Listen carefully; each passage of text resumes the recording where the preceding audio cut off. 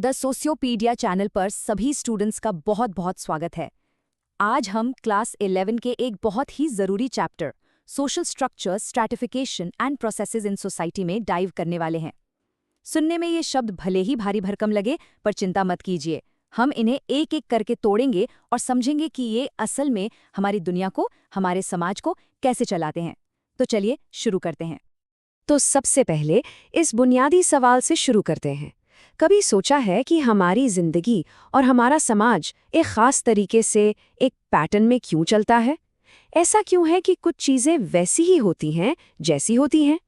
ये एक बड़ी पहेली की तरह है जिसे आज हम सब मिलकर सुलझाने की कोशिश करेंगे। हम देखेंगे कि कैसे हमारी रोजमर्रा की जिंदगी असल में समाज की बड़ी बड़ी ताकतों से जुड़ी हुई है। तो आज हम क्या क्या कवर करने वाले हैं, चलिए एक नज़र डालते हैं।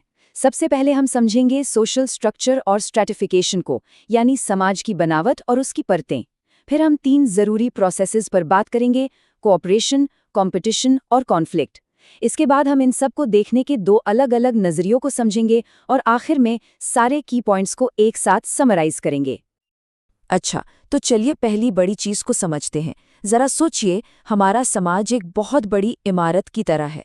अब हर इमारत का एक ढांचा होता है, एक ब्लूप्रिंट होता है ना? एक ऐसा अदृश्य फ्रेमवर्क जो हर चीज को अपनी जगह पर टिकाए रखता है। बस समाजशास्त्र में इसी को सोशल स्ट्रक्चर कहते हैं। तो ये सोशल स्ट्रक्चर आखिर है क्या चीज़? ये हमारे बर्ताव में, हमारे रिश्तों में बार बार दिखने वाला एक पैटर्न है। मतलब समाज में कुछ भी ऐसे ही रैंडमली नहीं होता। हर चीज़ का एक तयशुदा, एक ऑर्गेनाइज्ड पैटर्न है। ठीक वैसे ही जैसे एक बिल्डिंग का डिज़ाइन होता है। बिल्कुल, यही वो आइडिया है। जैसे एक इमारत का ढांचा उसे मजबूती और एक शेप देता है, वैसे ही सोशल स्ट्रक्चर हमारे समाज को एक आकार देता है। ये एक अदृश्य फ्रेमवर्क है, दिखता नहीं है, लेकिन ये बहुत ज़्यादा पावरफुल है। ये एनालॉजी याद रखिएगा, इससे ये पूरा कॉन्सेप्ट हमेशा के लिए क्लियर हो जाएगा। और इसी स्ट्रक्चर के अंदर हमें एक और बहुत ज़रूरी चीज़ मिलती है, वो है सोशल स्ट्रैटिफिकेशन। इसका सीधा सा मतलब है कि समाज अलग अलग परतों में, लेयर्स में बटा हुआ है। जैसे एक केक की लेयर्स होती हैं और कौन सी लेयर पर कौन है, यही बात तय करती है कि किसे कितने मौके और संसाधन मिलेंगे। ये एक तरह की ऑर्गेनाइज्ड इनइक्वालिटी है। तो सवाल ये है कि इन लेयर्स में ऊपर होने से आखिर क्या फ़ायदे मिलते हैं?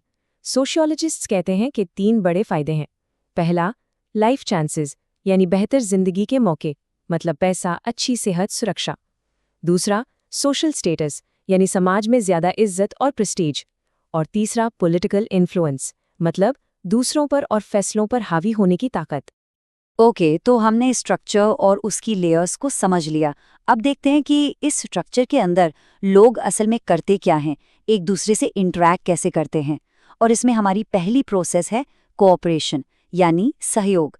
चलिए समझते हैं कि हम मिलकर काम क्यों और कैसे करते हैं। अब देखिए, कोऑपरेशन सुनने में बहुत सीधा साधा लगता है ना? पर यहाँ सोशियोलॉजिस्ट्स के बीच एक बहुत ही इंटरेस्टिंग डिबेट है।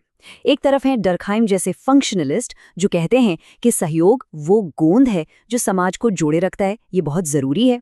वहीं दूसरी तरफ है कार्ल मार्क्स जैसे कॉन्फ्लिक्ट थियोरिस्ट, जो कहते हैं कि जिसे हम सहयोग कहते हैं वो अक्सर मजबूरी में होता है या उसे थोपा जाता है। चलिए इसको एक असल जिंदगी के उदाहरण से समझते हैं।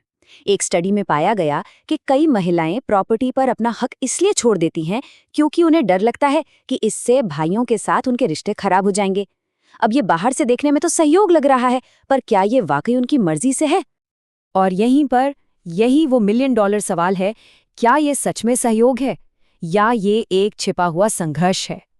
ये हमें सोचने पर मजबूर करता है कि हमारे सामाजिक रिश्ते असल में कितने कॉम्प्लिकेटेड हो सकते हैं। वो उतने सीधे नहीं होते जितने दिखते हैं। चलिए सहयोग के बाद अब चलते हैं हमारी दूसरी प्रोसेस पर, कंपटीशन यानी प्रतिस्पर्धा। आजकल की दुनिया में तो जिधर देखो बस कंपटीशन ही कंपटीशन है। ये संसाधनों के लिए एक दौड़ की तरह है। पर जैसा कि हम आगे देखेंगे, सवाल ये है कि क्या ये दौड़ सबके लिए बराबर की है? हम सब अक्सर ये मान लेते हैं कि कंपटीशन करना तो इंसान का नेचर है, उसकी फितरत है ना? पर सोशियोलॉजी कहती है, एक मिनट रुकिए, ये कोई नेचुरल चीज़ नहीं है, बल्कि ये एक आइडियोलॉजी है, एक सोच है जो खासकर मॉडर्न कैपिटलिज्म के आने के बाद दुनिया पर हावी हो गई। मतलब इसे समाज ने बनाया है। कंपटीशन की ये जो विचारधारा है, ये कुछ मान्यताओं पर टिकी है। ये मानती है कि सब लोग बराबरी के मैदान पर मुकाबला कर रहे हैं। ये मानती है कि इससे जो सबसे काबिल है वही जीतता है, और इससे बाजार और समाज सबसे अच्छे तरीके से काम करते हैं।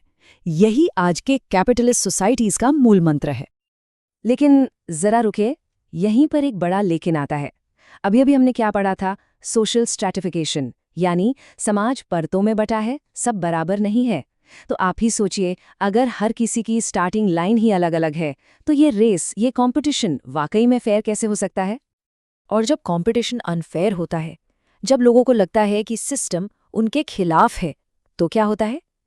तब जन्म होता है हमारी तीसरी और आखिरी सामाजिक प्रक्रिया का, कॉन्फ्लिक्ट, यानी संघर्ष। जब लोगों के हितों का टकराव होता है, तो संघर्ष होना तय है। सोशियोलॉजी में संघर्ष तब पैदा होता है जब रिसोर्स, यानी पैसा, पावर, सम्मान, ये सब सीमित होते हैं और अलग अलग ग्रुप्स इन लिमिटेड रिसोर्सेज पर कब्जा करने के लिए आपस में टकराते हैं। इसे आप कंपटीशन का एक एक्सट्रीम फॉर्म भी कह सकते हैं। और यहाँ पर M.N. श्रीनिवास एक बहुत ज़रूरी बात कहते हैं। उनका कहना है कि ये मत सोचिए कि पुराने ज़माने में सब शांति थी, बल्कि वो कहते हैं कि उस दौर में तो आबादी के एक बहुत बड़े हिस्से पर अमानवीय जुल्म होते थे। मतलब संघर्ष हमेशा से समाज का हिस्सा रहा है, बस शायद उसका रूप बदलता रहता है।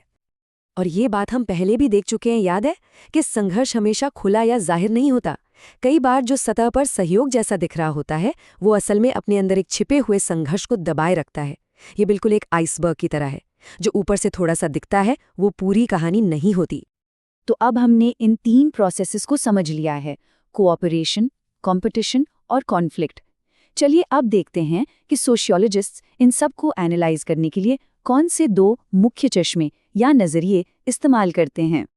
तो यहाँ पर 2 बिल्कुल अलग-अलग कैंप्स हैं।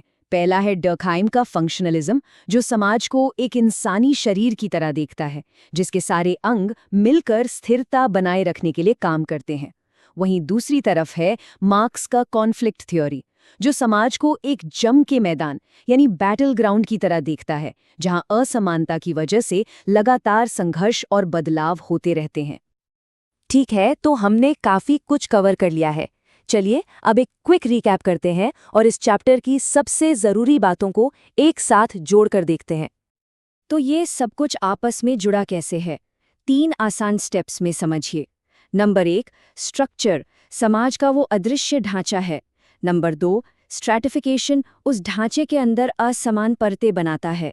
और नंबर 3, कॉपरेशन, कंपटीशन और कॉन्फ्लिक्ट जैसी प्रोसेसेस इसी असमान ढांचे के अंदर होती हैं।